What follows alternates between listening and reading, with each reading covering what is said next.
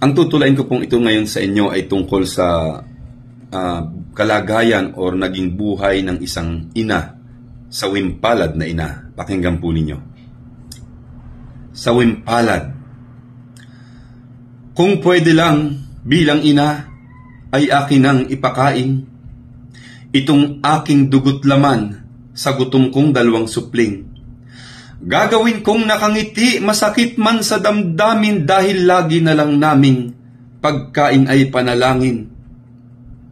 Masakit sa aking loob, di ko ito sinasadya, na ang aking mga anak sa gutom ay lumuluha. Anong aking dapat gawi para akong isinumpa kay ilap ng kapalaran? Lagi na lang walang-wala. Ako na may nagsisikap, ngunit bakit laging bigo? Kakambal ko sa tuwina ay kalbaryong walang hinto. Ibang bansa'y sinubukan kahit ako'y mapalayo, bugbog lang ang inabot ko sa amo kong walang puso.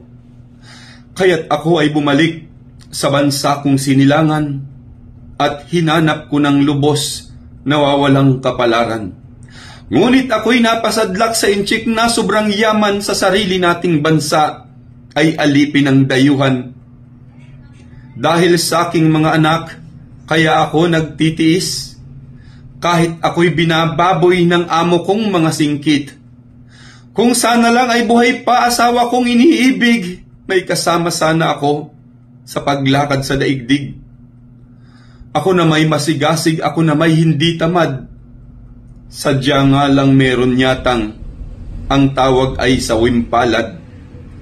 Katinuan sa isip ko'y malapit nang sumambulat pag sa gutom ang anak ko'y narinig pang umiiyak. Ngayon ako'y naririto, katulong at labandera ng mayamang isang byudo, mabait at mahitsura. Ako'y kanyang niligawan, kami naging mag-asawa, kaya't ngayon ang buhay ko ay biglangang guminhawa. Ngunit alam na ba ninyo kung nasaan ako ngayon? Nandito sa Muntinlupa, may hatol at nakakulong. Dahil siya'y napatay ko isang gabing umaambon at siya ay nahuli kong sa anak ko'y nakapatong.